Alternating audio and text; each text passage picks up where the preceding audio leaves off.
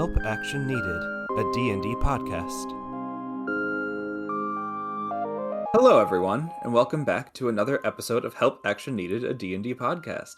My name is Sean Hardy, and I am our Dungeon Master for our podcast and all of the fun people in the world, and I'd like to go ahead and give the players a chance to introduce their characters. Hi, I'm Kate Pizarczyk-Johnson, and I play Nori. I'm Dan Johnson, and I play Cass. I'm Julie Perez, and I play Frog. At the end of our last session, you all had gone to the house of one Jarles Bellman, looked through his property, paid off his cleaning staff so that they would leave you guys alone, found some information, had a moment to sit with it, went back to the house, this time not sneaking around, and confronted him on his past. Using a Zone of Truth spell, we're able to find out that he doesn't think he's lying about anything, and that while his business practices may be immoral, they are not illegal, and nor are they off the books. But that there's some sort of memory blockage in his mind that Nori's spell wasn't able to get around. And Frog, sneaking unseen into the pantry, once again reading that diary, found out that he was kind of looking at some nobles and members of the church who were seemingly making a lot of money, and then came back with seemingly a lot of money and a plot of land, but no further journal entries. And so we'll kick up today with our players going back to their manor house to kind of plan their next steps. So players, I turn it over to you.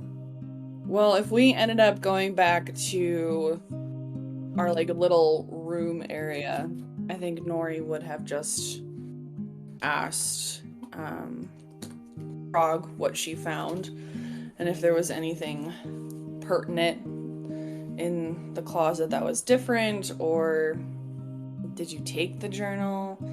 Do we have it? Do we get to look at it all together?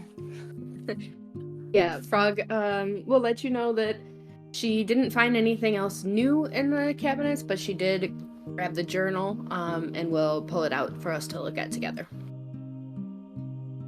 Ooh, we get to see his personal thoughts in writing.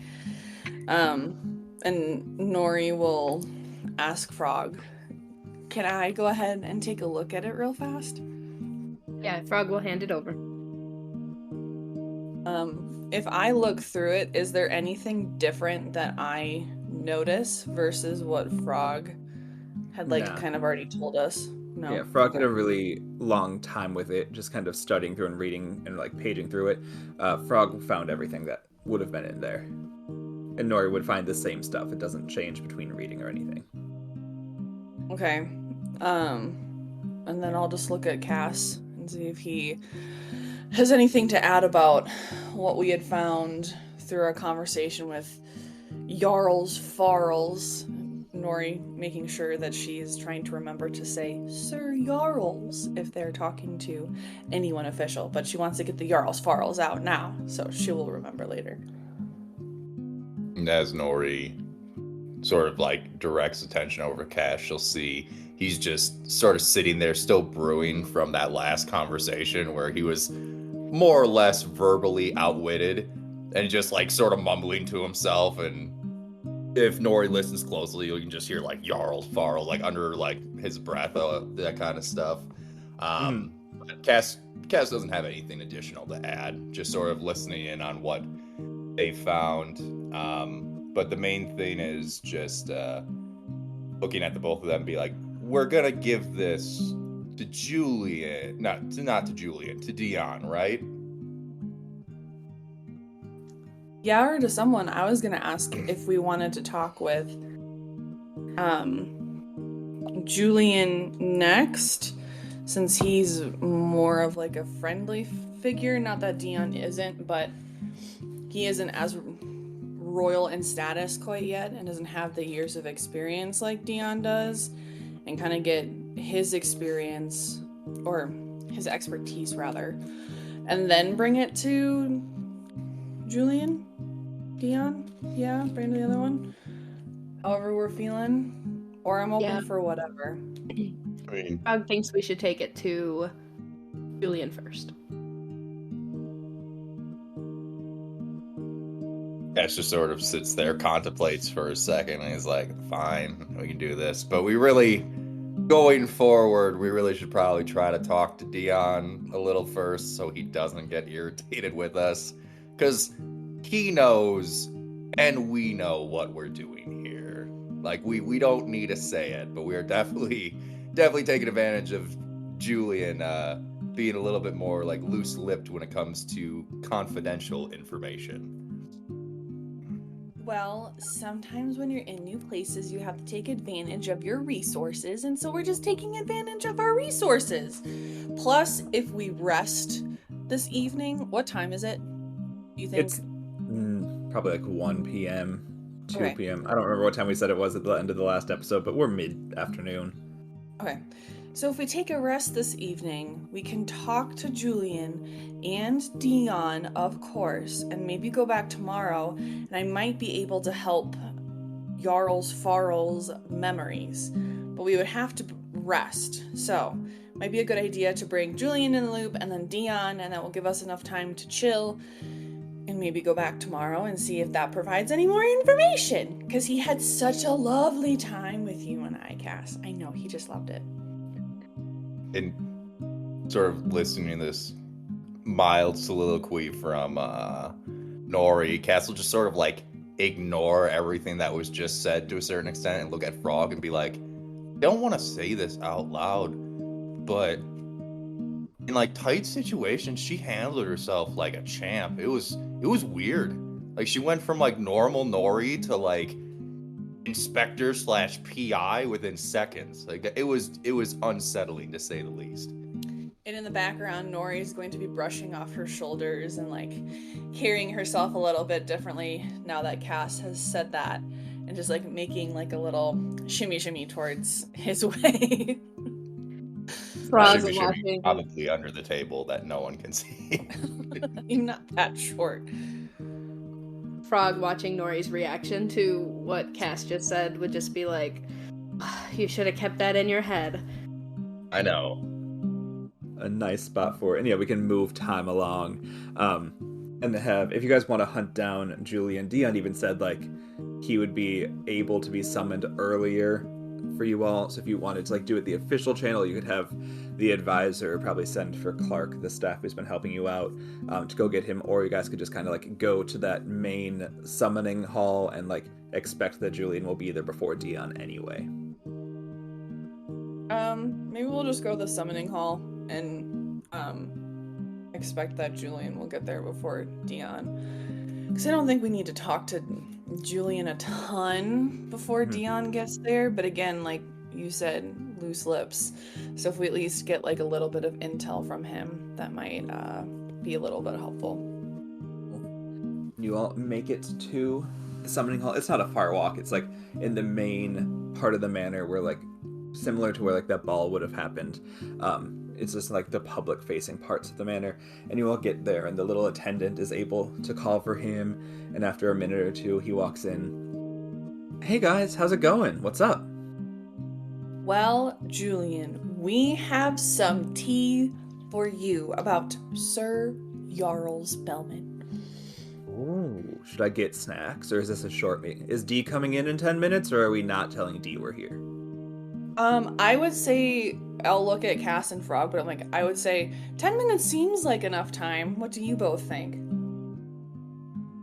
And with that, Cass just sort of pulls up a chair from the table that they're standing around, just sort of sits down. It's like, all right, let's get this started. Well, I'll have the snacks come later then. What's up? Frog, do you maybe want to go first with what you found in the journal? And then Cass and I can expand upon that with our discussion. Yeah. Sir, Frog will very like performatively take out her notebook from her bag and be like presenting it to him, like wave it up in the air and then put it right in front of him and be like, we found this. And then explain to him a little bit about what was in the journal and let him know that we think that he is quite shady. Okay. Yeah, that doesn't really paint a good picture of anyone. And there weren't like missing pages or anything. It just kind of ends there. Yeah, that's all that we could find. We also found some letters between him and Cedric, and you can take a look at those too. We took those. Yep, but they're in Thieves' Cant, so we can't read them. Cass would have to hand over the letters Cass copied. But... Right, that's true. Oh, Cass has the letters if you want them. And just sort of hearing this, like, Cass will go through his robe and just sort of pull out the copies he made of those letters specifically, and just hand them over to Julian, just sort of keeping an eye on the door for when Dion inevitably is going to walk in at an inopportune time. My sweet little boy would never walk in at an inopportune time. All of my characters are nice, you're just mean to them. Yeah, so you're able to show Julian the documents, and he's able to read over them. And he kind of doesn't really have much insights to provide here. Like, he thinks it's interesting, but he, I think, even at this moment is realizing this is, like, something big going on, and he's gonna wait for Dion. But, like, I think he is happy that you all showed him, but is glad that you all also respect that this is a matter of more importance than just him having a fun thing to be involved in. And, yeah, after a couple minutes, Dion will walk in with a couple of advisors and be like, hello, everyone. Thank you again for coming, and I hear that you have some information, and I would look forward to hearing it. And also, just as a matter of making it official record, due to this maybe contradicting other departments' official records and your own views on the person in question, I'm just wondering if anyone would be opposed to a Zone of Truth spell to make sure everything is clear. Nori would immediately say, no, that sounds great to me. Go ahead and do what you need to do. Yeah, Frog has no issue. Okay. And then he'll cast Zone of Truth on everyone. You all can just intentionally fail the save if you want. You don't have to make the saving throw. But he and Julian are going to just intentionally fail. And then both of the advisors in the room also fail. So if they were hiding anything, they'll have to not be hiding it. But everyone in the room is under the effect, and he's like, okay, we're all here. We're all together. Let's go ahead and proceed. Well, I think we were just telling Julian about some of the journal findings that we found of Sir Jarles. Frog, would you mind relaying that one more time to Dion? And then Cass and I, again, can go ahead and talk about our conversation with him. Perhaps DM Sean remind me everything that we found in there. Everything you found in there was that, like, he came here to do, like, market work, noticed that a couple of, like, the church-affiliated nobles were making a lot of money, wanted to kind of, like, figure out what was going on there, or see if he could get in on it, or if he could, like, become a trade person for the church, because he assumed that's what it was on. Tried to go to a meeting for them, and then, like, the last entry is, like, tonight I'm going to go to a meeting at the Church of the Holy Peace and see what's going on. That's too much for Frog's little brain to remember. So she will relay that, but also will be going through the book as she does, because she cannot remember all of that at once. Yeah. Then, piggybacking off of that, Nori would jump in and say, Sir Jarles was very understanding, I would say, and relatively forthright with the information that we were requesting of him. We also did do a Zone of Truth with his approval, and Nori's gonna look to Cass just to make sure that she's saying all these things correctly. Cass just gonna shrug, just like this sounds right. Like I don't think you've misrepresented anything. Everything from what we could tell reinforced what he wrote in his journal, but we also noted that there is a spell cast upon him, Modify Memory, for this specific meeting. So he doesn't actually remember it happening. even though from the payments he's been getting, it kind of seems like something did happen. And so we kind of wanted to see what you felt comfortable as next steps. I just need to rest, and I can remove curse, so that would be able to have his memories come back. He doesn't seem, as we're saying, like a bad guy. He just is a bad guy in like a different way. So that's kind of what we found. And then as she's wrapping up, Cass will come in and be like, I think what Nori's trying to say is he's just a cock. Like, he's a shrewd businessman, but he's not doing anything inherently wrong, unfortunately. And trust me when I say I really wanted him to be, but unfortunately I really think he is an unwilling pawn in this scenario, for lack of a better term. And Nori throughout that would also had mentioned that the meeting was going to take place at the cathedral. And if we were also describing the letters are, he's having correspondence with Patronella, the secretary of the High Church. Also giving that tidbit of information in there. Yeah, that was who he talked with when he got to the church. She was the one that was like, oh, by the way, this was left for you. That's what his memory is. Oh, okay. Yeah. Just one last tidbit of information, and I'll look to Dion specifically when saying this. If you do dive further into this, just so you're aware, there is a hidden compartment in his house, specifically in the kitchen, I believe. Correct, Frog? Where a lot of this information that Frog found was available. It's just behind one of the paintings, so if further investigation is needed, just be aware of that location. Yes. Thank you for letting me know, and I'm not going to ask, just assume you found that hidden compartment within the realms of legality, and nothing had to happen there. Thank you. Is there anything else you would like to put on the record?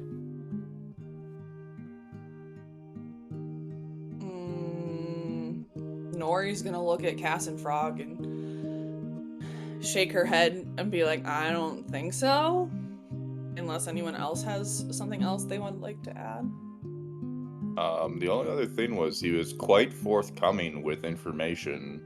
Like it didn't oppose Zone of Truth, didn't really go against anything, and he did invite us to continue to look at his records at his home estate up north as well, but given that that's more of a venture, we're not really in the situation to do that unless you deem it necessary.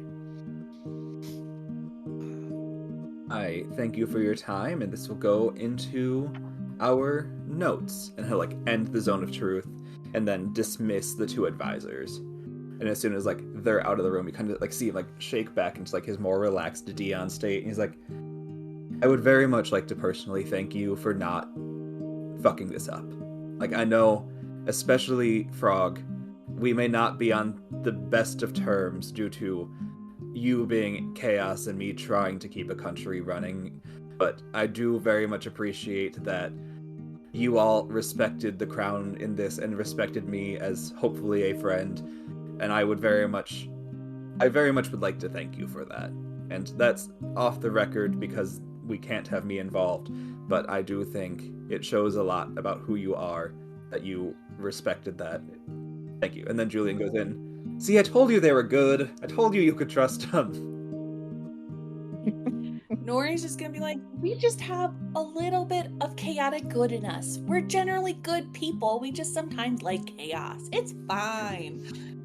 As Dion is saying this, Frog is gonna be in a sing-songy tone, pumping her hands up in the air. We didn't fuck it up. We didn't fuck it up. As Frog's doing this, just little fireworks are gonna start popping up behind her, just like a little show as she's singing. That's exactly what I was talking about. Thank you for demonstrating what you did not do during this investigation.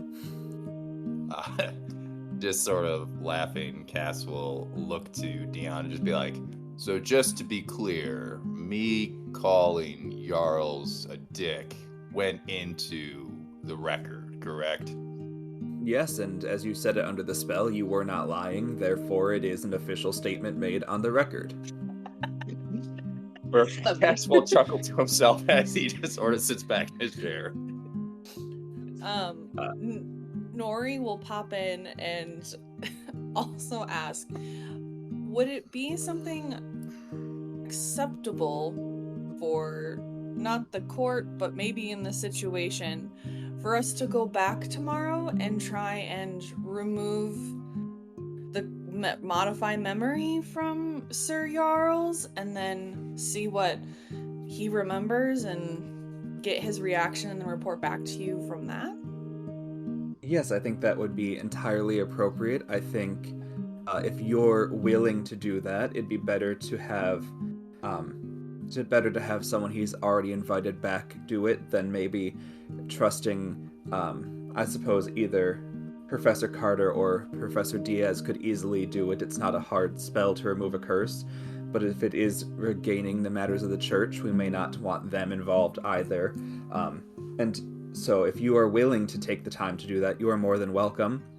My only concern is that if a memory has been altered and has changed how he's acted for the last 6 months, it could be rather difficult to just have that unlocked and suddenly have 6 months of dual thought processing happening. So perhaps we'll send someone with you who can maybe have you enter in more of a dream state, and you can go into the mind and construct it from a more hands-on approach than just removing the curse and having him deal with the fallout of 6 months of thoughts no longer making sense. If you all are okay with that, we can send Julian or Frog. You're a bard. I don't know if you are a good enough one to know the dream spell, and he doesn't mean it in terms of like a good enough bard, but just as in like in terms of you have enough power from it. But he's not being tactful right now. And also, in case he really is like, he doesn't not like Frog, but kind of Frog, how you have that jealousy thing towards like Julian about he's friends with Dolly. He has that towards you of like she's friends with my husband. like, and so Good. Frog, after hearing that, is just gonna be like taken aback and like clutch her pearls and be like, "Oh, rude." Julian would go, "You're not. Trust me, you're not." Frog will turn to Julian and be like, "Yeah, but you don't have to say it. You're not even really a bard. Like, I'm trying my best." he meant that in like a fun, joking way, not a aggressive way. Yeah. Yeah, it's like, if you need, I can go with and help you get in mind, or if any of you have access to a dream spell or any sort of enter mind spell, you all can handle it, but I wouldn't mind coming with. It could be fun. Get out of the manor for a bit. Not have to do a performance. Party, party, party, party. And as she does this, Cass will just sort of like put her hands down, looking at Dion and be like, calm and collected. Okay, I would just like to say that this man right here, this human, said that I did a really good job. So I will be able to keep myself together tomorrow as well. And all of this is just coming out a little bit, and Nori is like shaking a tad because she was so constrained with Jarls Farls saying that in her brain, not to Dion, but she was so constrained that she's just like shaking a little bit with energy. And she's gonna be like, I'm gonna go run around the room a couple times. I'll be right back. She's gonna go run around the room to get some of her energy out and then come back and go, that's better. Okay, so sorry. I will take it down a notch. Well, if you would all enjoy, we would not be against another night joining you for dinner or maybe post-dinner drinks. So whatever you would like to, whatever you need, Nori, for the evening to gain access to your remove curse spell, more than willing to provide. But if I could have Julian maybe take you and Cass out for a moment, I would like to speak to Frog alone, please.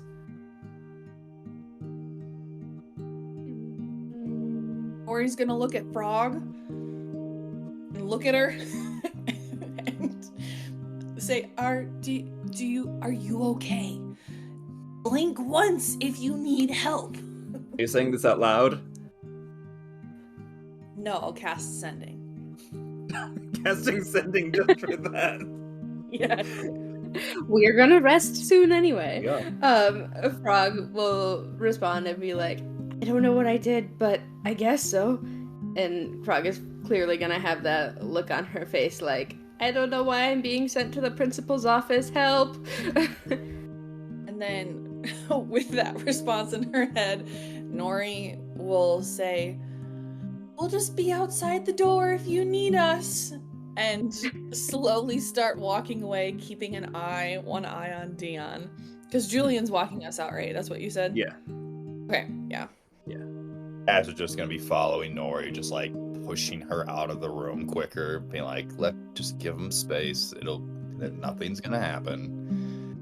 Cool. So yeah, when it's just you, Frog, all on your own with Dion, he gestures to a chair in the room and invites you both to like sit down. Not at like the big gathering table, but just like a small like table where you guys can be closer in proximity. And he like sits down first and gestures that you can sit as well, or you could stand, whatever you feel more comfortable with. Frog will very nervously like kind of walk over to the chair and sit down. He's like, I mean you no intention of harm or nervousness. You are welcome to relax. I just wanted to have a candid conversation with you, as it's honestly been on my mind and making it very hard for me to do many facets since you have entered into our knowledge set for the last week.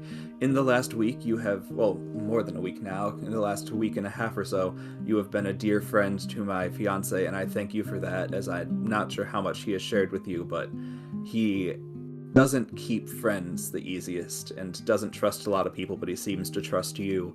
And part of that is that he seems to believe everything you're saying about the church and the nobles killing your parents and erasing Mary's rise from the map and all of that.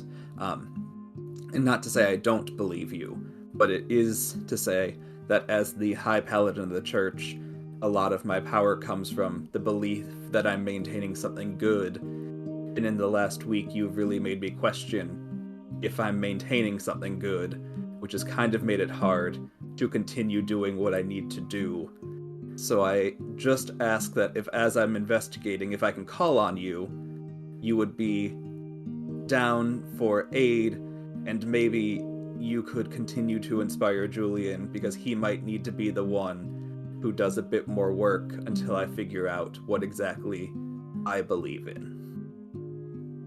You can see like his like voice is starting to crack, and he's like losing his facade fully. He's trying hard to maintain it, but it is going out the window.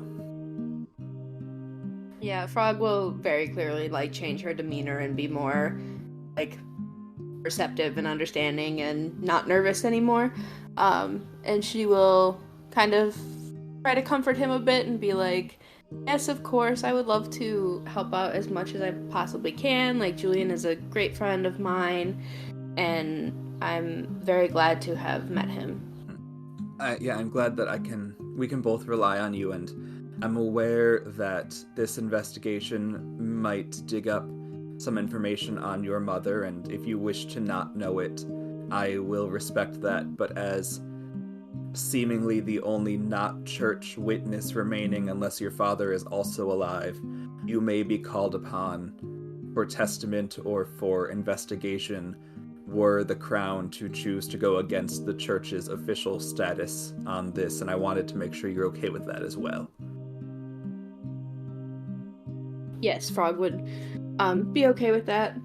She explains to him that she doesn't really remember a ton besides what kind of came back when they went to Miskatonics. And then just be like, I will help however I can, however I may not have the full capacity to do everything that is needed. Well, I currently don't have the full capacity to do what I need to do either, so at least we're together in that. Well, shall we both head out there and pretend like this was a scary conversation so they don't ask us questions and we don't need to talk about what we talked about? Sure. I will see you for dinner. And then he will very politely dismiss himself. I think if you would let him, he'd give you a hug. Oh, okay. Yeah. Yeah. It's probably like I'll one of go those give him a awkward hug. hugs where like he just needs some sort of like physical contact, so he's very Yeah. much like just arms around, like very loose holding. I don't know how Frog responds. How tall is He's he? like, He's I think human? he was the one that one of them's 5'11", one of them is 6'1". I think he's 6'1". Oh. Okay. Well, Frog is like 3.5 feet tall, so she's just gonna like hug his Yeah, legs. and he like puts his hands like on your back or something. Yeah. Yeah, it's very Mhm. uncomfortable, but I think you realize that like as much as he has everything, he has the feeling he needs to maintain. I think you get a like brief glimpse into him that Julian sees every day, but not many other people get to see. And then if you need a guide, Clark can be summoned to bring you back to your room, or you can just make your way there yourself. I think she will be able to make it to the room by herself. Nice. Cool. Then yeah, you make it back. Julian would be in the room with Cass and Nori. Anything the three of you would have talked about on the way? I feel like Nori probably would have asked Julian, like, what is his favorite performance that he's given throughout his time as a bard, not just here, but throughout like the entirety of his career scope, trying to make conversation while Nori is feeling nervous about the conversation that Dion and Frog were having. I think he would tell you that his favorite one would have been like an early show he did in Bosun's Bounty right after arriving in Aelith. And it was just like at one of the random taverns there, and it was just like he didn't feel like he performed very well that night, but like just the energy of the piratical crowd, like no matter what the music was, just cheering whoever on because they're all just down for whatever. Like it was one of the nights that he learned like the thrill of performing live, and I think that would be one that stood out to him. Nice.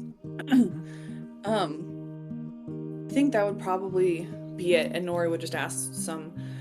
But Nori wouldn't ask anything else of Julian unless Cass had anything else he wanted to converse about. No, as we're making our way back, Cass will be sort of oddly focused compared to his like sort of sporadic thoughts over the past like day or so, just trying to get back to the house. Okay. So you all retire then to the room after probably like 10-15 minutes of you all getting there with Julian. Frog shows up by herself, and then I think Julian said he'd come later to you all before you left. So yeah, Julian just stays with you all, and then Dion, sorry, not Julian, Dion, but then Dion just shows up after a bit, like with a big, like he has a dinner made. He clearly didn't make it. He doesn't know how to cook, but like had a dinner made for you all and like brings it in for you guys to kind of share. And the night passes. If there's any questions you all have for them or anything you want to talk to them about, you're welcome to. Otherwise, you can just get to the next morning. Nori has one question. Yeah? Have we learned how they met? No, you haven't.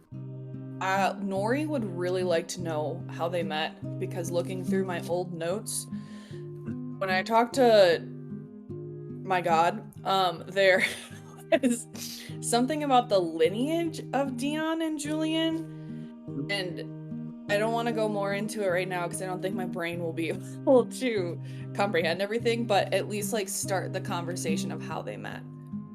Yeah. I guess it would depend. Which one are you asking? Because they're going to give you two very different recountings of it, depending on which one answers. I will ask Julian this question. Okay. Julian will let you know. Yeah, there was a day that I was performing, and I was down in one of the outer city rings. I was not a known performer yet. I was just someone who had recently come to Solana and was trying to get their career going a little bit. And Dee was out just trying to be part of the town as he does so well, and engaging with everyone and making sure everyone's seen, and stepped in to just talk to some of the patrons. And I saw him walk in, and new to town, I didn't know who he was, but I was like, ooh, I like that one. And later on went up and introduced myself, and it was an interesting moment of him realizing that I had no idea who he was, and him having to grapple with that, but then we kind of hit it off, and he came to a couple more of my shows, and we started talking a bit more after. And Deanne will step in and be like, yeah, it was in the moments when you find someone who doesn't know who you are, it's nice to be able to have a candid conversation where you're not hiding behind ration or reality or any sort of fantasy.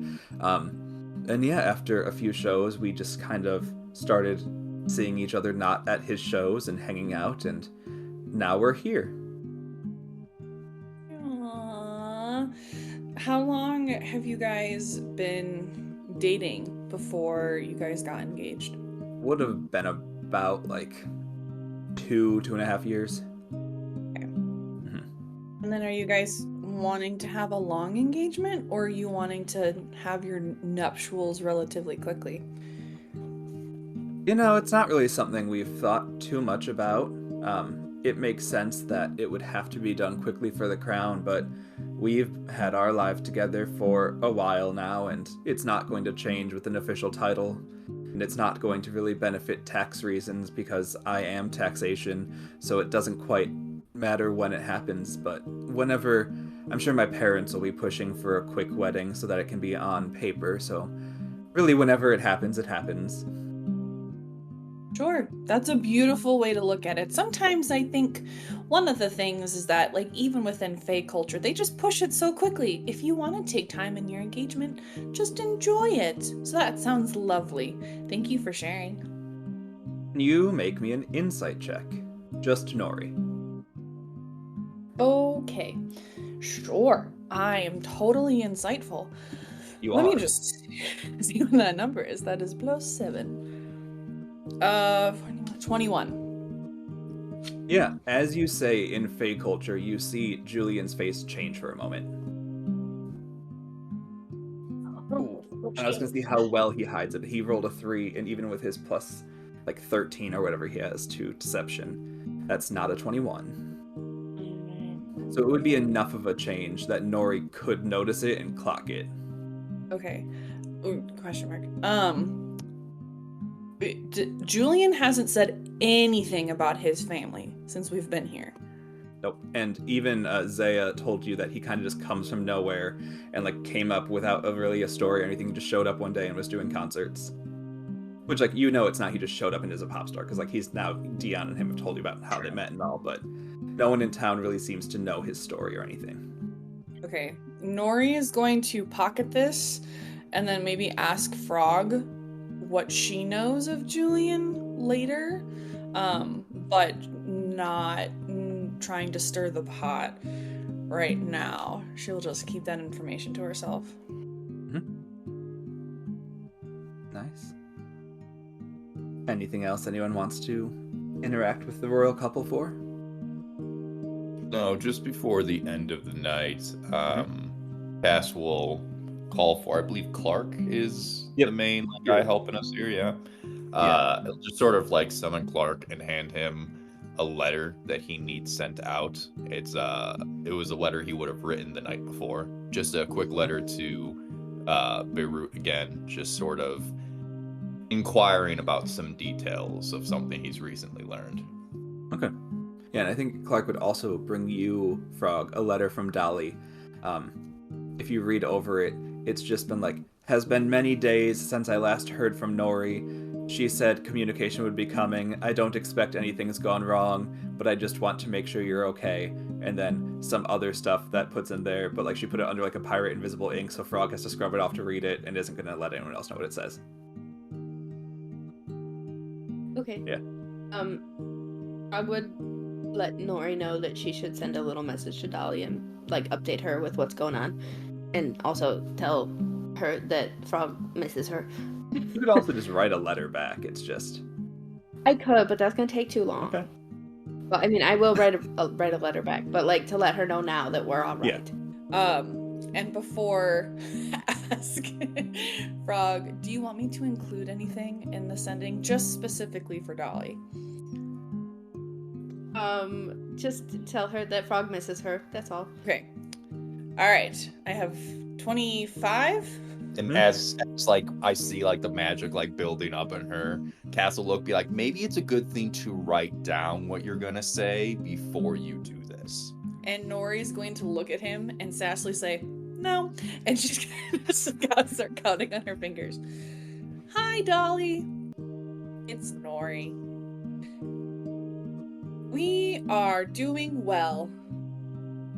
Julian is engaged. Working on finding corrupt individuals. Frog misses you.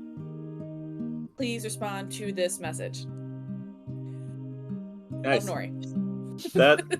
So please respond to this message, love, and then gets cuts off because Nori was you Dolly respond. Hi Nori, seems Frog got my letter. Glad everything is going well. Please remind Frog I look forward to hearing from her, and congrats to... And then she runs out of words. Nori will look at Frog and say, Dolly is so excited to hear from you, so I really suggest you continue to write that letter. Nice. And then we'll fade to the morning, and the next morning, Julian meets you all and is like, "Are we ready? Do we want to go get it done now, or is there anything we have to do first? Because if we are ready for adventure, I am ready for adventure." Nori is just gonna be like, adventure, adventure, adventure. And then Nori's gonna jump up and down and say, adventure, adventure.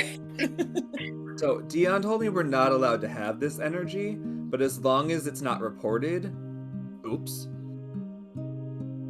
Well, Julian, we gotta get it all out now, and then we can be very civil. So we just gotta get out this energy before we go and on our way, and then it'll be great. Also, I think, so I was talking a little bit with Captain Dolly last night, and I'm fairly certain she said congratulations. She didn't finish the end of her sentence, but I think she meant congratulations to you and Dion on your engagement, just to let you know. Oh, thanks. I'll have to send a message to her tonight. He'll move on. Yeah.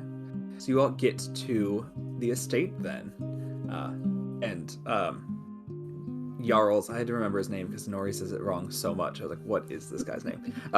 You get there and Jarles Bellman is at the door. You can tell that one of the assistants sent a missive last night to be like, please expect a carrier of people to arrive in the morning to aid in this ongoing situation.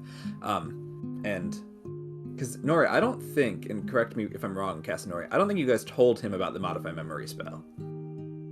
No, we didn't tell him. So it was intentionally left a little vague, being like, there's a discrepancy that we just want to be able to look into. And then when you arrive, Julian will take the lead and be like, hello, Sir Bellman. I am here on behalf of both myself and my soon-to-be husband to aid from the description our friends gave. You were more than cooperative and everything is perfectly in line. We thank you for your aid. It just appears that there was a small slip-up of some arcane intervention, and we just wanted to see, with your permission, and the inflection on that is very much with or without. He's just leaving the without part. We'd very much like to see, with your permission, if we can resolve that issue for you, so that maybe this whole ordeal can be wrapped up and we can permanently close out the audit, allowing you your time back, if that'd be okay. And Jarls will go, yes, I received the missive. I thought it was quite strange, considering I explained perfectly and adequately, and as you stated, I was thorough in all means. But yes, if you believe there's an issue, we can resolve this as needed. And Julian will go, great, well, it should only take a mere matter of minutes. We have reason to believe that someone cast the modify memory spell on you, and Nori, the cleric here, of her own self. She's not appointed by any official domain or dominion of the realm, so she is a third party, is able to remove that on you if it's there. We have reason to believe, but we are not for certain. And if it is there, we just want to be able to make sure you don't have months and months of repressed memories or thoughts occurring to at once. And so the plan is that our team here, you'll just lay down, we'll put you to sleep, and then while you're sleeping, we'll just like very gently enter your memories and just repair whatever may be needed, if that's okay. And Jarls will go like, I feel like that's a bit extreme, as I do not believe anything is happening, but as I have proven time and time again, I am a willing participant in terms of investigation, and I will be happy to again willingly aid. And you all see, you go up to Jarls' room. Julian just casts the sleep spell on him, and he falls asleep instantly. Gives you a bit of an indicator of how many hit points this guy has. That first level sleep spell knocks him out. But then also, it's like the way that we're going to use the dream spell is not how the dream spell actually works. It's like supposed to allow one person to go in and be a messenger, but we're going to use it to allow you three to like enter his dream and just kind of like poke around until you find what you need. Nori wouldn't need anything, but just wants to clarify, when I get in the dream, technically I'll be touching his conscience. So will that count as the have to touch the creature? Yeah. Yeah, okay. Just wanted to make sure. Yep. But other than that, Nori would be ripe and rearing to go. Yeah, Frog too. She's very clearly excited, but also holding back. Cass is just gonna put his hand on his chest and sort of have an outflow of magic, just re-upping mage armor, just in case something weird's gonna happen. Cool. Then yeah, you all get it done, and then Julian has chairs pulled up so that you guys can sit down, and he has to stay like focusing on the spell, so he's not going in with you, but he's here that if anything were to happen, he can kind of defend the three of you and Jarls and himself. And you all sit down in chairs, and as you drift off to sleep, your consciences enter into Jarls' dream.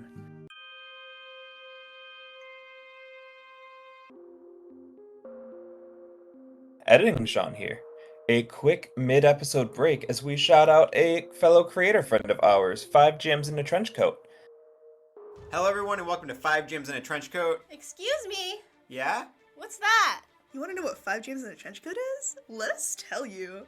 It's the adhesive that keeps the fragile pieces of my sanity together. Well, okay, Jesse, what it actually is a narrative-driven TTRPG actual play where 5 friends take turns weaving stories through the tabletop game of their choice. Of their choice. Each season? Each season. That's pretty cool. I disagree. Oh. I feel it's the adhesive. So, like, you guys aren't all in a trench coat? No, we're definitely in a trench coat. How does that work? Get her. Before I'm caught, you can check out 5 Games in a Trenchcoat just about anywhere you get your podcasts, or you can check out our website at 5gamesinatrenchcoat.com. Oh my god, they really are all in a trench coat. Thank you so much for the ad, 5 Gems in a Trenchcoat. Audience, if you want to find them, their links will be in the episode description below, as well as across social media. Go check them out. Great people. Love to know them. Anyway, enjoy the dream sequence. Bye! The first thing that you do... Actually, before anything, can you all make a perception check? Let's see how well you can pick up what's going on. Nat 1. You roll so many. 18. 2. Okay, so Cass and Frog, you both are immediately overtaken by the fact that around here are just heaps and heaps of gold. Like piles of gold, mountains of gold, statues of Jarls very similar to the one in Fell, but made out of solid gold. Like, it's just a dream of wealth, and you both are like, whoa, so taken aback by it. Nori, you, however, notice that, like, deeper into, like, the dream, there seems to be, like, an area that has, like, a very arcane sense coming off of it, and you have a feeling that somewhere in that direction would be where the Modify Memory spell is being, like where it's being held or where it's being stored or whatever.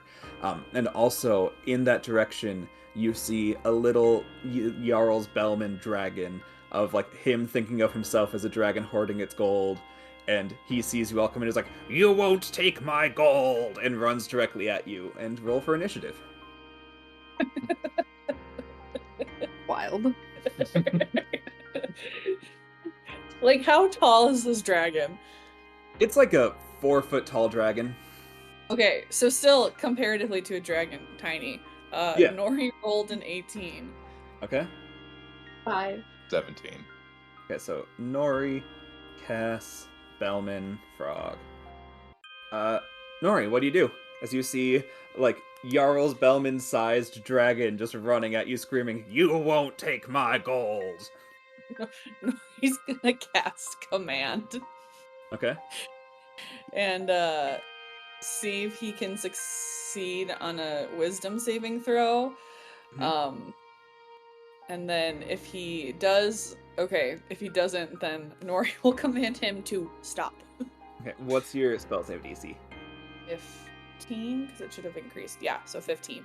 You got a 3, so he fails and he stops. Yeah, so you won't take my... I've stopped moving. Okay. And Cass, it's your turn. Or Nori, do you have any bonus actions or anything you want to take? Nah. Okay. Cass, it's your turn then. So this thing's how tall again? 4 feet tall? So he's more like a large lizard than a dragon. Okay. Cass is just gonna very casually walk up. He'll use the bonus action to cast Shillelagh, and he'll just spread out his quarterstaff and just like sort of line it up and just bonk him on the head with it. Yeah, make an attack roll. And Nori, on your passive insight, I think you would put together that he's taller than this in real life, but it's probably like in order to feel like the stacks of gold around him are much bigger, he's smaller in his dream to make it seem like he has more wealth, because if it's that big to a dragon, imagine how much it must actually be. Yeah, Nori will just have a twinge of sympathy for this man. Oh, I got a nat 20, so 28. Yep, you hit him. Go ahead and roll that damage. Okay, and that's gonna be... It's just a 1d10, right? 1d8 plus 5. Give me 1 second, I guess. Okay. 12 damage. Yep, so you just walk up, bonk this dragon on the head, and he dies. The dragon of Jarles Bellman is laying on the ground dead. He keeps his IRL hit points of 8. So, yeah, the scene fades a bit, and Nori, you find that like arcane pull towards the modified memory spell grow even stronger as you like enter a deeper phase of the dream here. What seems to be a moment from like his childhood where he's up in the Boreal Lands and his parents are explaining to him, "Now, Jarls, if you are to move to the city and if you are to become a merchant, the only thing that matters is how much wealth you have. In order to keep the coffers flowing, and in order to keep it going, it matters not who you marry, it matters not who you love, it matters the least of all who you care for. The importance is making sure you have money, because money allows you to influence others." And then you see like a little childhood Jarls look up and go, "They're here to steal our gold! Mother, father, we must get them!" He is gonna act now, and he is a child. He is going to run up to Frog, who is closest to his size, and try and make an unarmed strike. He got... These blue die are hard to see. He got a nat 1. He tries to punch Frog and just fully, like, falls over his shoes and trips in front of her.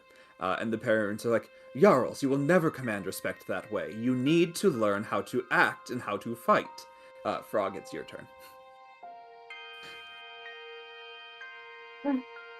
Frog, seeing the little child, is going to be conflicted because she very much hates Jarls and wants to beat him up, but also him being a little child, and after hearing what his parents said, is just gonna be like, "Ugh, what the fuck?"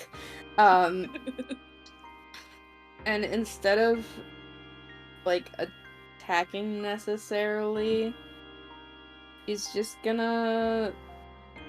I'm sad because I wanted to put my hand out when he was running at me and just, like, have him run into it and fall down. I mean, he's knocked prone. You can have advantage if you want to attack him with something. Frog is just gonna pick him up, assuming I can. Yeah. How much? Yeah. And just, like grab one arm, one leg, spin in a circle, and then just let go and let him launch away. Okay. Back towards his parents. Yeah, make me an acrobatics check. Okay. And part of, like, the dream spell is that you guys can, like, shape reality a little bit. So, like, you could, like, in this case, make him, like, super light, so it's easy to throw him.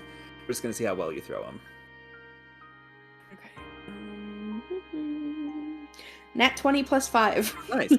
Yeah, you throw him super accurately and super hard. His feet go through both parents, and they go, "Oh, show some respect," as they fade away, and then he flings into the wall on the other side and falls in a little crumpled up bone heap, and you all see the dream shift once more. Oh.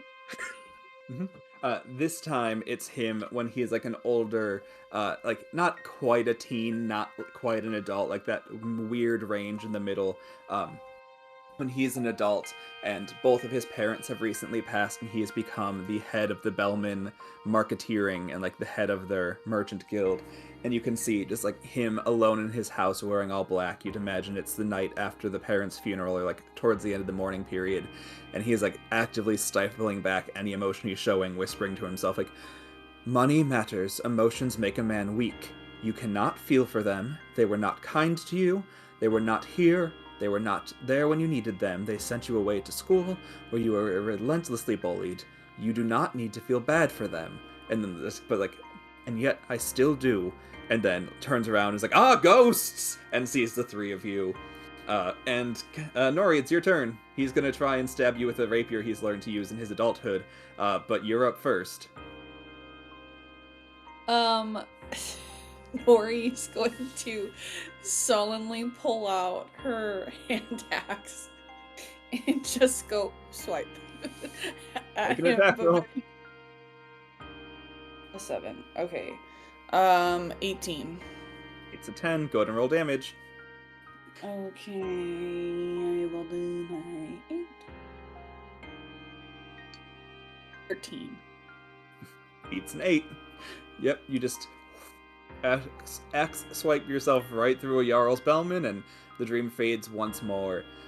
Now all of you, even Frog and Cass not noticing it before, start to notice that, like, memory presence that Nori's clearly making her way towards. It's becoming a very strong pull.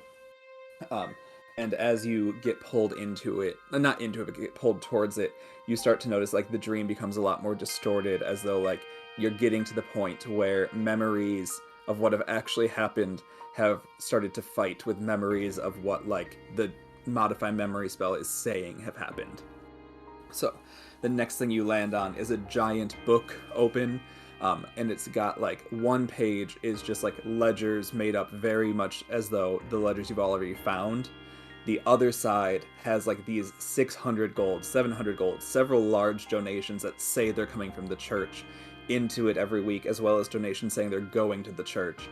And you see, like, a two-headed Jarls, like, half of a body split, and then it has two heads. One head reading the lines on the real side, one head reading the side with the church documents, trying to, like, and they're arguing with each other, trying to figure out what's wrong, and the one reading the side that you all have seen, like, I am one of the best note-takers. I have learned business, I have learned marketing, I have learned everything needed to run.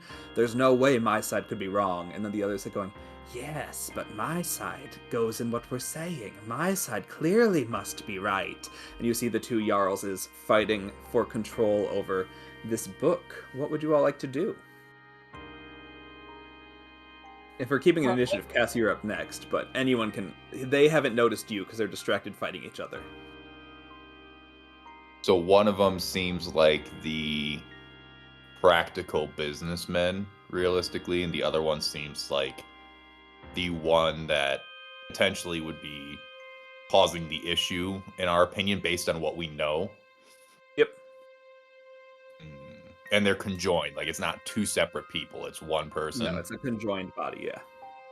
Just gonna, like, sort of, like, mime to the group, just, like, quarterstaff and just like do like a hit him on the head motion to like the bad one. Nori will say, uh-huh. Okay, I guess I'll just sneak up behind the bad one really quick. Yeah. And I'm gonna just ad-lib instead of doing the quarterstaff. I'm just gonna Eldritch Blast like right next to his head. Cool. Go for it. There you go. 20. Not natural. Nice. Go ahead and roll damage. 6. Yep. Okay. And is that both beams or only one? And that is 13 for the second one. Yep, that hits. Okay. And that does 15 damage. Yep. So yeah, Cass just walks up right behind, 2 hands, like open palms, just beams this one head right off. You see like a black ichor come like straight out of the face and like land on the pages obscuring like the church document side. And Jarls goes, yes, I knew my notes were correct. And like the other page kind of fades and he's able to continue doing his note taking in his dream on this side. And the dream changes once more. You are now at a moment in time where he is like leaving the church with Petronella, having given the letter being like, you are now being appointed a noble and you will be given the land of Fel. You are doing this because of your church donations, and you are doing this because you are a good person and you deserve it.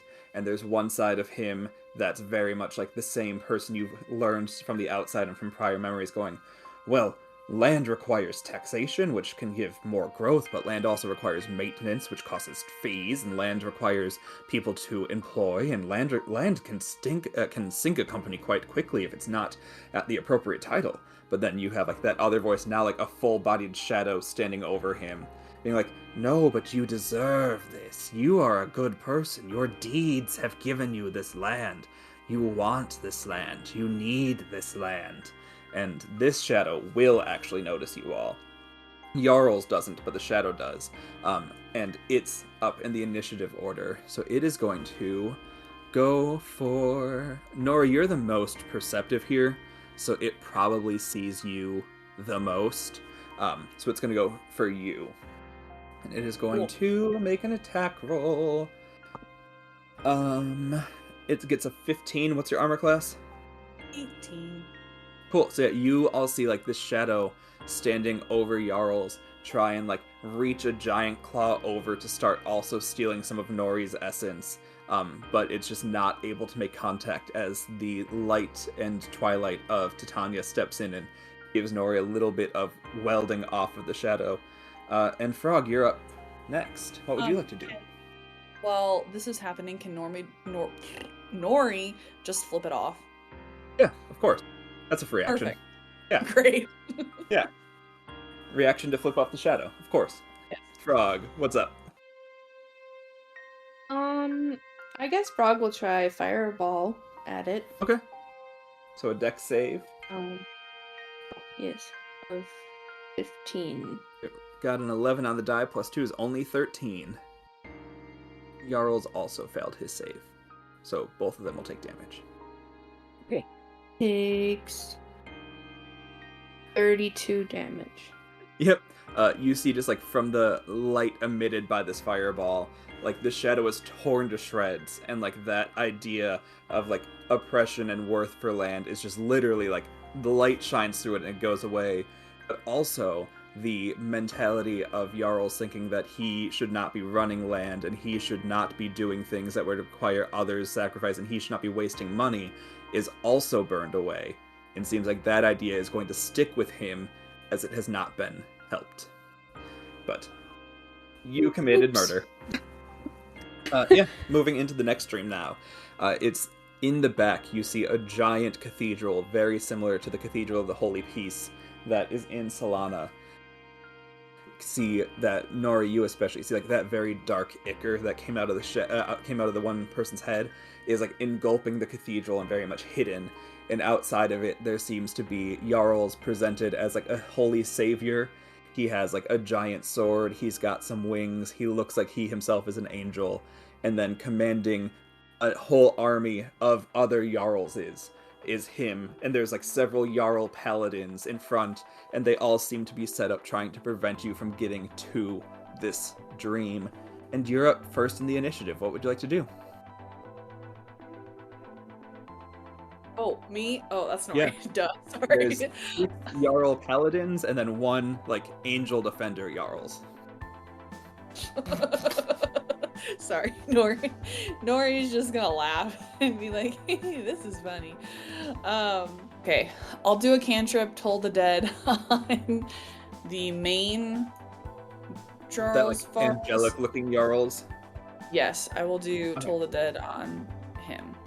Cool, so no damage taken. So he makes a saving throw. He literally rolled a nat 1. So he fails to save, but is what, 2d8 damage then? Yes.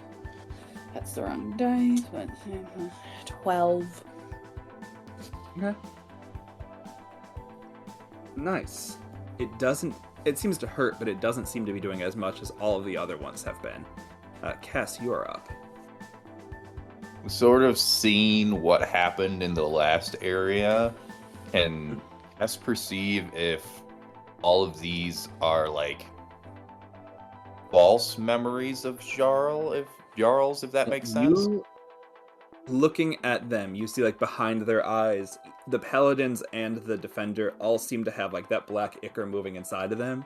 So far, you don't see a true Jarls in this one. Sort of hearing a sigh of relief, Cass is going to just sort of seeing okay, there's nothing to worry about with this one. Just let out a sigh, snap his fingers, and cast Shatter centered on pretty much wherever the focal point of the group would be for them. I'm assuming you would they're hit all super 7 of them with your Shatter. Okay. They're in a really militant position, so you can hit all 7. So I'll make 7 Dex saving throws.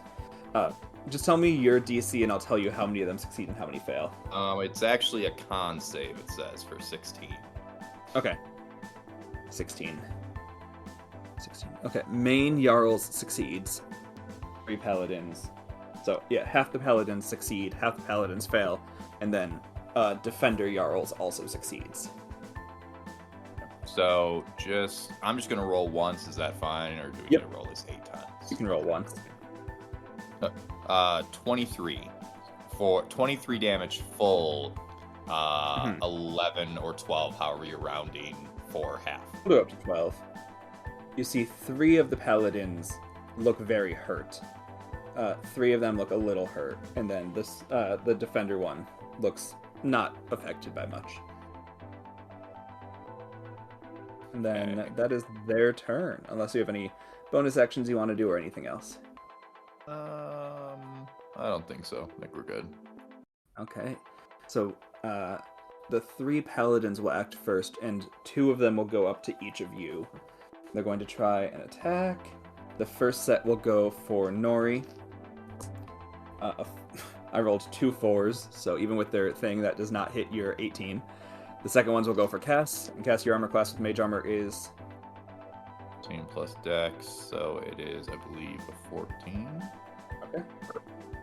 1 18, 1 14, so that'll be 2 hits on you, and you will take 7 points of force damage. And then Frog, your armor class is also 14? 12. 12. And you will...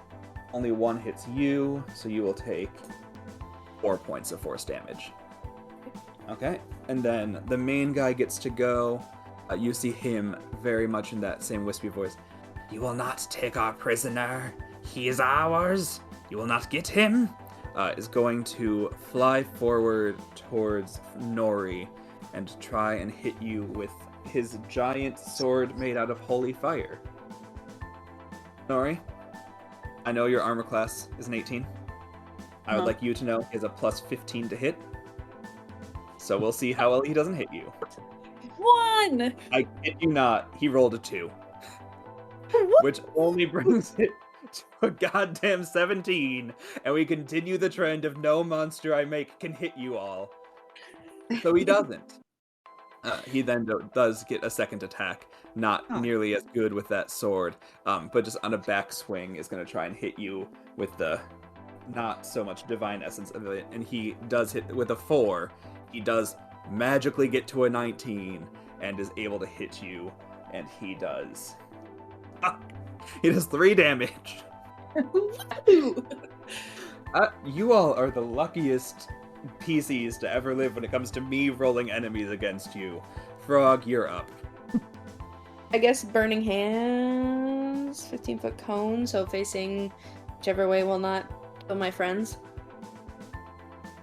Yeah, so with the burning hands, you can like angle it so like you and like maybe if Nori's to your left, like you can get the paladins in front and the defender in front, so 4 plus the main guy, and then wouldn't be able to get the 2 for Cass, but that'd be like the most effective way to do that if you want.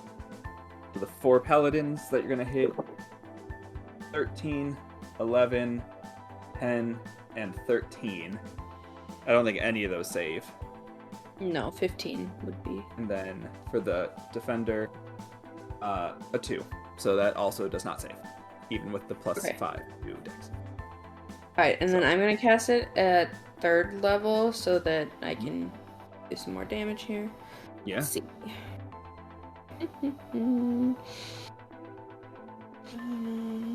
14. That was kind of sucky, but that's fine. You see that all of the ones that were previously hurt by Shatter are in a bad state. And that the other ones now are looking around the same, like the level of bad the others looked beforehand, except for the 2 that weren't hit, and then the big defender guy is still looking pretty topped off. Nori, you're up.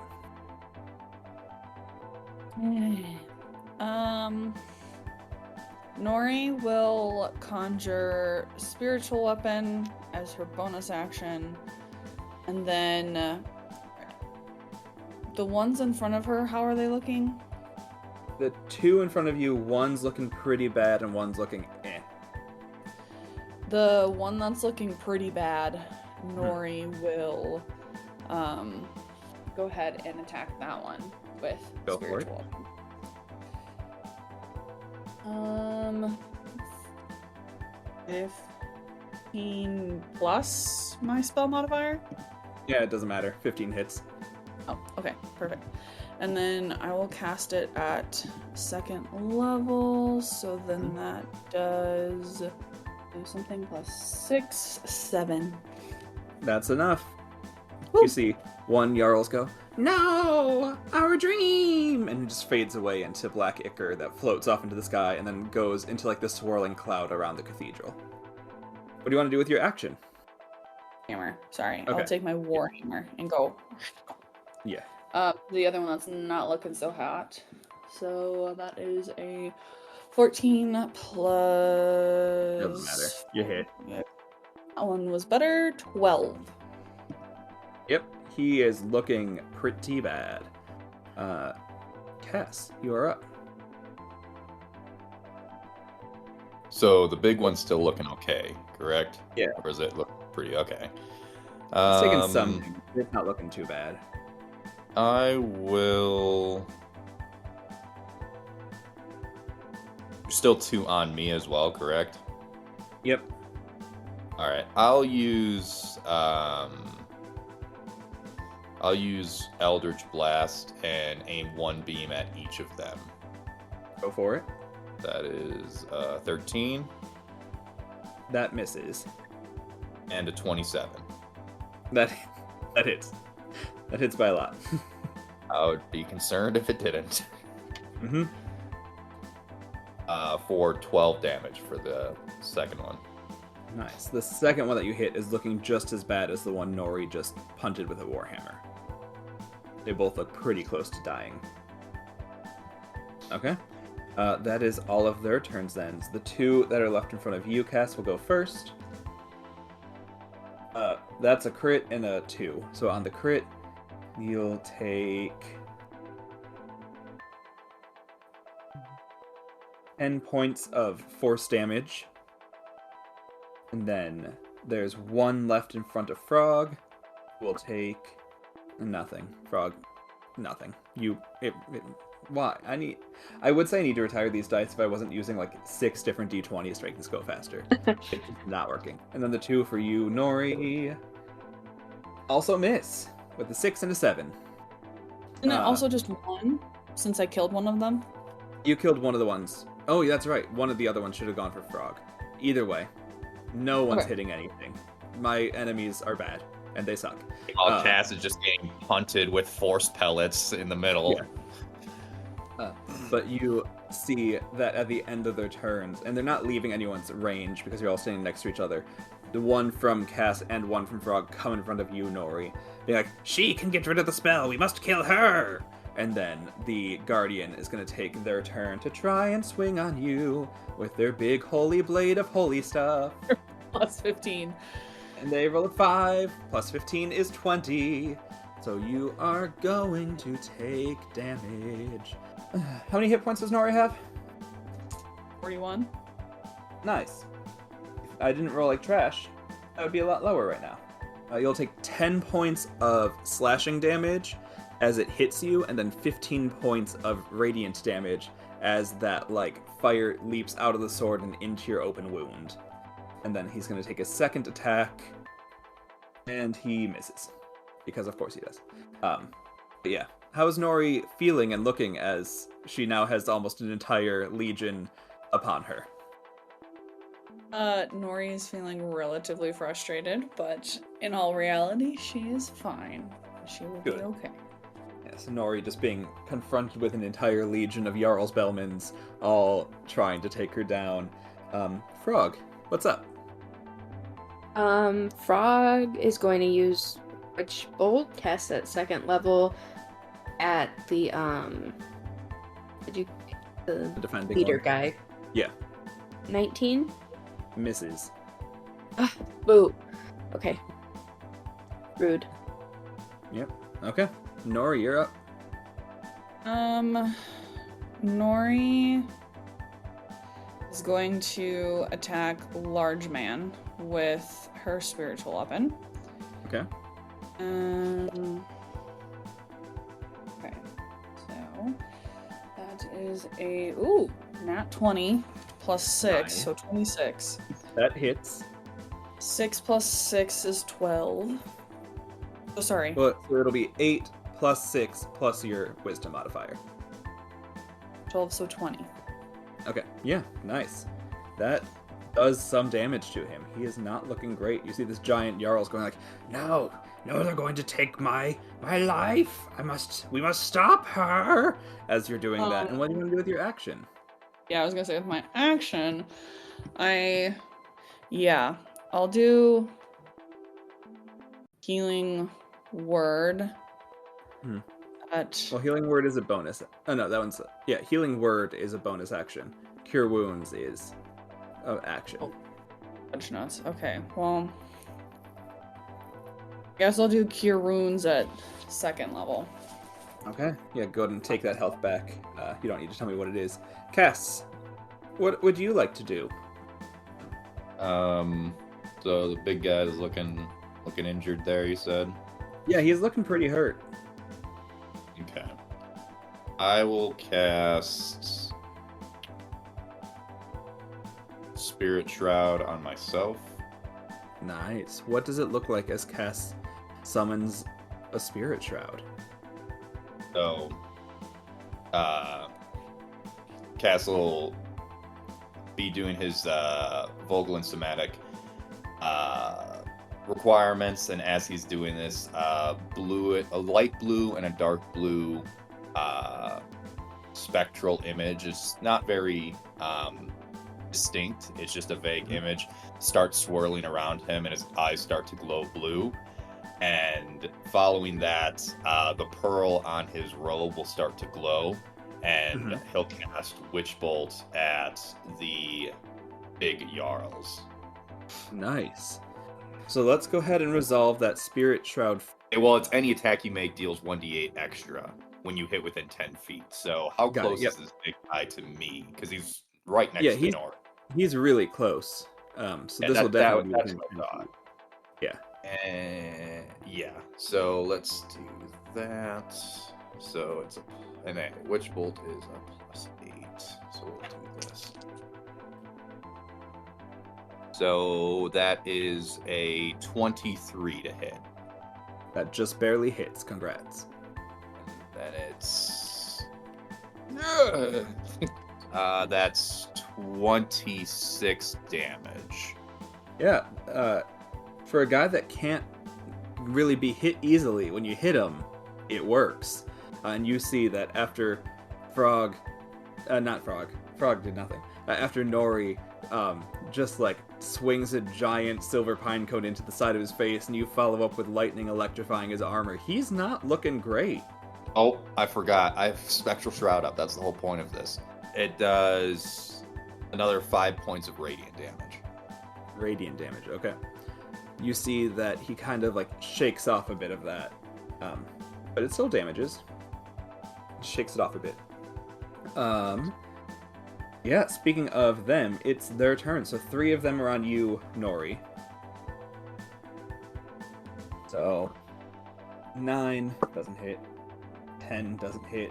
5 doesn't hit.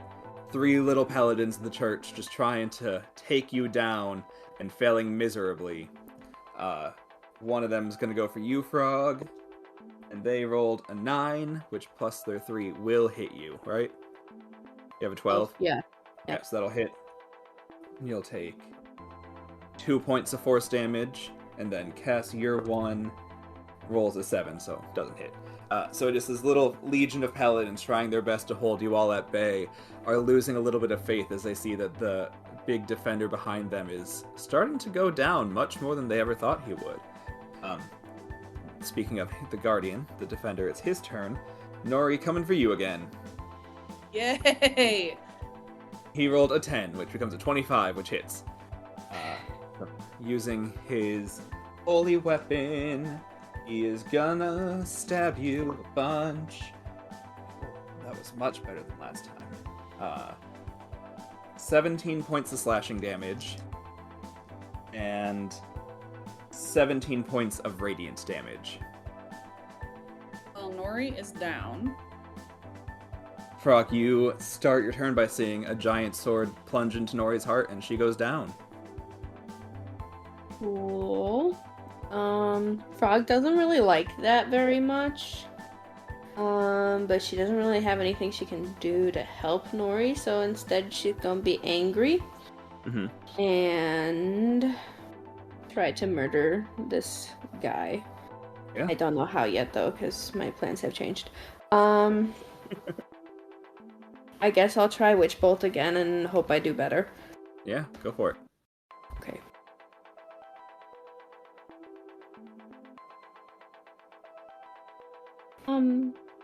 That one, but I can use Lucky because I remember that I have that. Yeah, use your halfling luck. Go for it. Okay, we got 18 plus, what's my, I didn't mean to do that. It is plus 6. Plus 6, and that beats a 21. Go ahead and roll Witch Bolt damage. Yay! What level are you doing the spell at? Second again. Okay. This time not wasting it. 19. 19 damage. Nice job, Frog. Yeah, so after missing once, you like take a moment to like refocus yourself, and what's it look like as your Witch Bolt goes out to stab this giant angel of Jarles Bellman? Frog just holds out her hands and sends it, and as it happens, she's just kind of like getting a little bit more excited and is like, I really hope I kill him. I really hope I kill him. Mm-hmm. Nice. Unfortunately, you do not kill him, but you do bring him down to a very low health threshold. Kess, Nori, can I get a death save? Just get a 10. Oh, I got a 19, so I beat that. Okay, so that's one success. One success, good job. Cass, you are up. Your Witch Bolt is still active, so if you choose to, you can just automatically do damage without rolling, or you can end concentration on that and do something else. Yeah, and Cass, seeing that this guy, even though he's wildly annoying, is relatively hard to hit, he'll just like look back at Frog and like give her the thumbs up that she like almost killed him, and then like snap his fingers, and another strike of lightning is gonna come down on him, dealing 1d12, which this does count as an attack, correct? Well, for the sake of Spirit Shroud, we'll say yes. Yeah. Oops, Daisy. Give me a second. That does 5 plus Spirit Shroud is plus another 2 Radiant, plus I forgot to be adding this on, but I have the Genie's Wrath, which does another 3 damage as well. So 10. Nice. So what does it look like as you fire a Witch Bolt, doing not enough damage to kill him, and then your Genie patron steps in to help push it over the edge? So, as Cass snaps his fingers, like I said, the lightning comes down, sort of just like goes straight through him, and sort of following that, you see just like 2 shards of sort of solidified water, just like same thing from his hand, just shoot out and go like straight into the Dreamscape Image's chest, which just sort of disperses him. Nice. And as he is being dispersed, you go, "No! You cannot know our plans!" And a hellish rebuke comes out of him, so if you can make a dex save for me. Oh boy, I am definitely very dexterous. Good, that will help you here. That was a lie. I know. Let's see.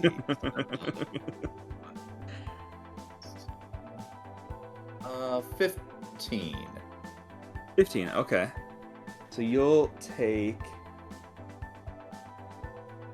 18 points of fire damage as this defender falls into the ground and its holy fire burns through you one last time.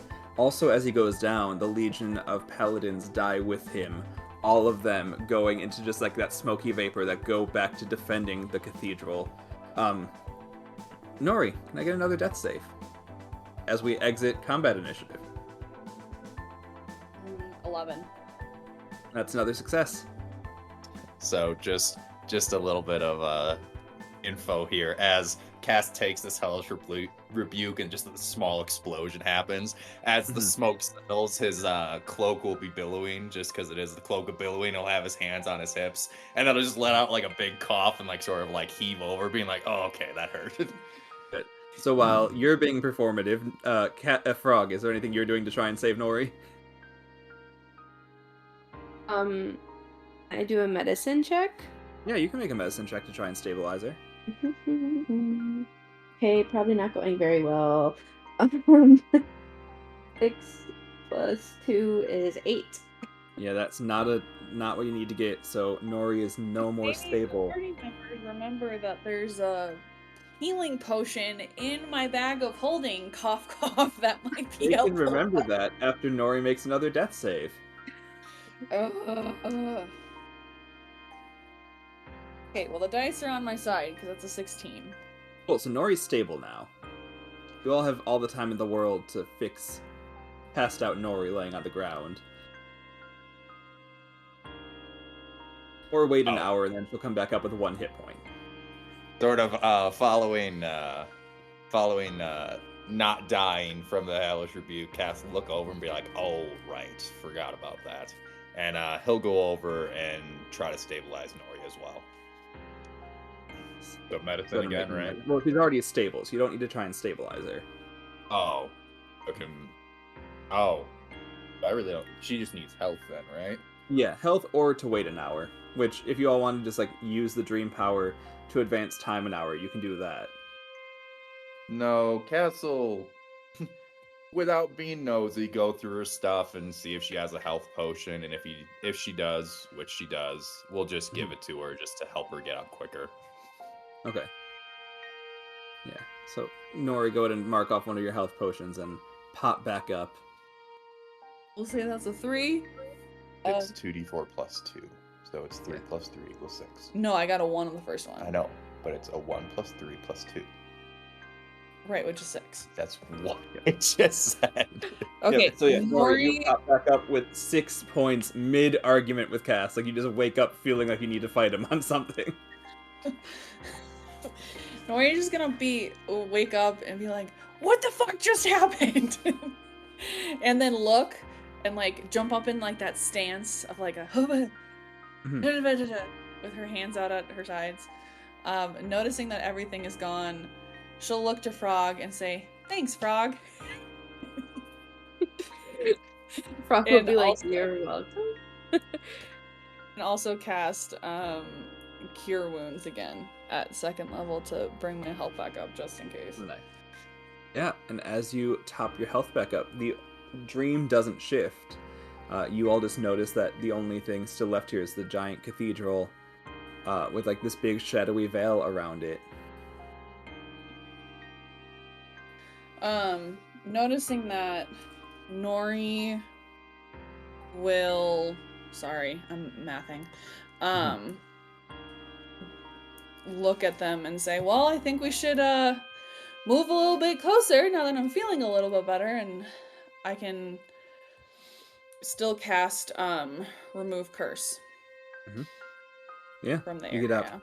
up. As you get up there, you see it doesn't seem to be hurting you in any way. They seem to be more here to make sure that nothing gets out. And as you enter through the front doors, you see, like, in a little, like, curled up pile, looks like very hungry, very starving, looks like they've been secluded for a while, like, not corpse, but, like, body of Jarles Bellman just going, like, I know what I saw, I know what I saw, I know what I saw, and very much, like, trying to, like, this seems to be, like, the part of his mind that's trying to hold on to the original memory. Would Nori know that she needs to maybe go up to this poor little man and... Nori can do whatever Nori wants. Nori will roll... or will use... something. I'm not very insightful. Or, not insightful, intelligent. Roll perception to see if she knows where she should try and focus the spell. You could just touch the body. Okay, I'll just touch the body. Yeah, like there's no big reveal here. Like there's a body of a man trying to remember something, and Nori's like, I don't know what to do. What should we do? I just want to make sure to help the man trying to remember something. I'm just trying to make sure I don't fuck it up. Okay, all right. Jeez. Yeah. You go up to the body of Jarles Bellman and cast Remove Curse, and you see, like, as you do it, that, like, shade of whispers around the church, like, falls away, and, like, the church seems to actually, like, collapse in on itself, and, like, some light shines through, and you see, like, strength regaining in, like, Jarls' body, in his mind, and you all wake up as he wakes up with an audible gasp and seems to remember what happened 6 months ago in the church. And you all did a nice job of repairing his memory, except for Frog. So he wakes up, and one of the first things he goes is, I am right. I should be overly taxing the town. It's how we keep revenue coming in. But then looks around and goes, oh, right. And thinks for a second and goes, I remember now the church. I went to a meeting. Well, I was not invited. They would have been in their right to invite me, as I requested an invitation, but one was not given. But I went to ask if I could maybe do some business for the church, and before I was able to hear anything of that matter, I walked in, and it was Lady Cassiopeia and Archdeacon James Whitmore having a conversation about the lasting effects of what were to happen were they to kill the High Cleric, and how they would easily rise up in stature.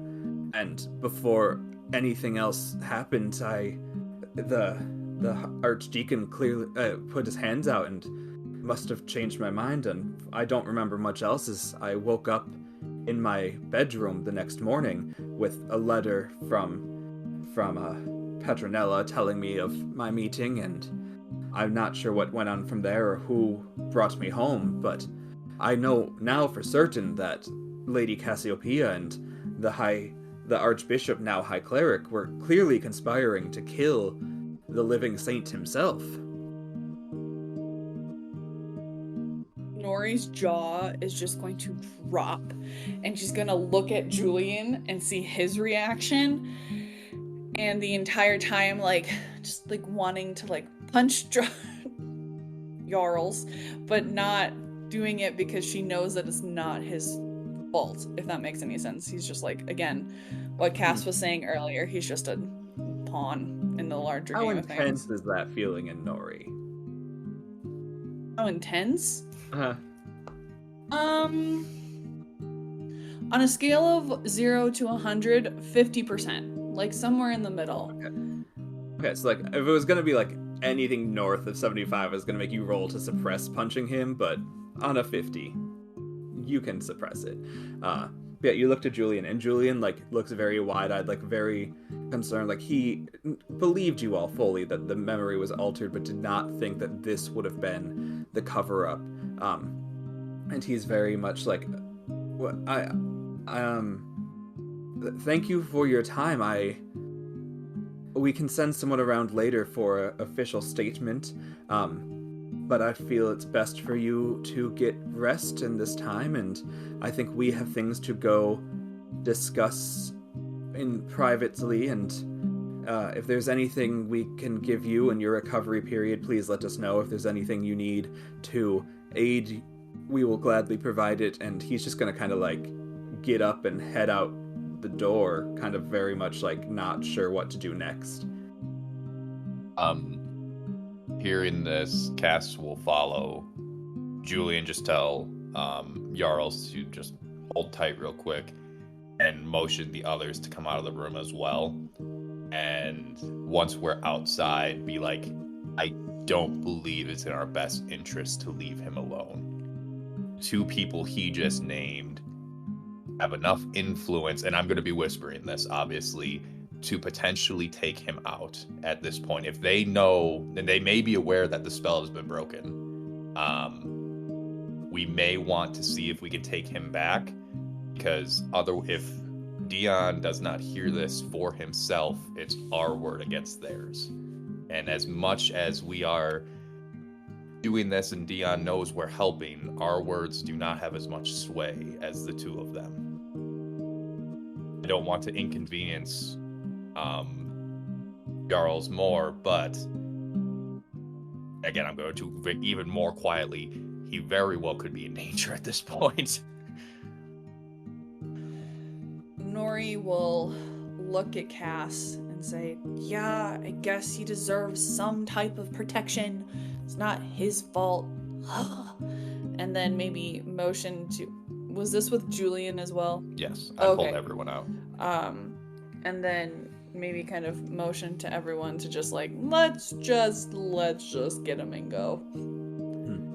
Yeah, you seem like the version you saw in his mind where he's like very starved and frail seems to like have manifested a little bit as like he's being brought back and he needs a lot of help. And he's like, yes, if I can come with you, I think we'll need to go slow and we'll take some time with our steps, but I will come with you to the church, or not to the church. I'll come with you to the manor and can provide whatever I need to provide. And I suppose thank you for looking out for my protection. As I say, I don't know what happened after hearing their conversation, so I do not know what was discussed prior, but I think you may have a point about safety. And sort of hearing this, Cass will stifle his true feelings and genuinely like help him to like get up and start moving. Like he'll give him his quarterstaff so he has something to sort of lean on. And as we get ready to leave, Cass will be on high alert, just sort of looking around as we're going out. Yeah. Let's have all 3 of you and Julia make perception checks to see how much you notice. Alright, I am also going to guide myself. Yeah, Julian got a 3, so. Great. So 15 plus 7 is 22. Plus another 2 is 24. Nice. 14. Okay. So Nori, you like fly up on the like rooftops and like very much like how earlier Cass said when you need to you can be a good PI, go into like PI mode of just like watching the streets, watching for everyone coming, and no one seems to be clearly trailing the party or coming for you. You have a pretty strong sense that from his manor to Dion's, which again is only like a 10-minute walk, no one's following you, or if anyone is, it's not through like a physical sense. Okay, Nori will relay that and also kind of look at Cass, seeing that he's a little wary for whatever that saying is. Where? Thank you, and we'll cast Cure Wounds on him as 2nd level as well. Nice. Because he currently has 4 hit points, so. Yep. So it's 2... Never mind. Sorry. You can continue to talk and I can just tell him. Yeah. No, the next thing that'll happen will be you all get to make it back to the palace immediately. Like, Julian runs ahead to get, like, the advisors ready and, like, to get, like, a circle set up for, like, a summoned so that you all can have the talk. And Jarls recants exactly what is said to you all to be put into the official degree. And he is given a couple of, like, servants for the house. Because remember, Jarls has no servants. Jarl has no one to look out for him. He is given a few people from the, like, royal manor to go be, like, attendees at the house, and a couple guards stationed outside of his home so that he'll be looked after. And then after all of that dies down, Dion kind of comes back in and talks to you all. I believe that this is, again, Frog, not that I doubt you, but I believe that this is undeniable proof that at least Lady Cassiopeia is not acting in the best interests of the country nor the church, as well as maybe that the new High Cleric is not acting within the realm of peace, which would be devastating, as the whole country's current system is set up on maintaining that. This is something that will need time and need to be investigated and need to be done carefully, as I feel if this conversation reaches the wrong ears, many people's lives could be in danger in a matter of moments, as well as much of the structure that keeps Aelith running may crumble upon itself. So I will ask that you all do not run around telling everyone about this, and looks at Frog, and then looks at Nori. Doesn't take a moment to look at Cass. And just that we, even if you feel like someone can be trusted, not to let them know unless you know for certain. And he'll, like, take a ring off of his hand and give each of you a ring of sending. You can see it's the same sort of ring that he and Julian used to talk to each other all day.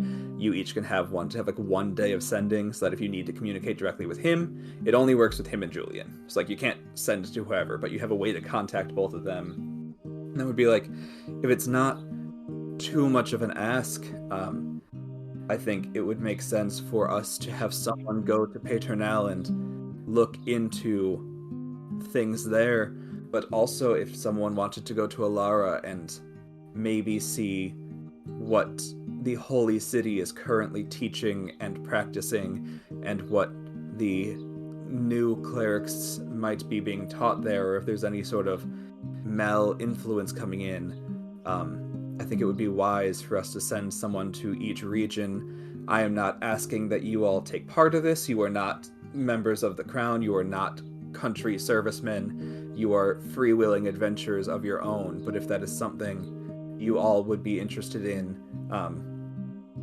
I've grown to see you as friends, and I know I'm not the warmest person, but it would mean a lot to me personally if you aided in this, and if not, I will not no longer see you as friends, but I do believe it might. I think I've learned that I can trust you more than I can trust the officials, and I think it would be good to have people I can trust doing this alongside us, and, like, kind of, like, puts an arm around Julian and pulls him close. Frog, very much like that same moment of, like, faith being broken and just needing comfort from someone that you saw earlier, he pulls Julian in the same way. And it's like, but again, if you have business elsewhere, if you have plans somewhere, or if you have things that need to be done, I expect nothing of you. You have done more for your country than most people will do in their lives, and I thank you for that. But if you are willing to head towards either location, it would truly mean a lot. Nori, knowing generally the group's understanding of what's going on with this, would look at Cass and Frog and say, well, I am a cleric, so in theory, we might have a kind of partial in the holy city of me being able to be a good spy and doing lots of fun things there. That might be an option to go if you both would be open.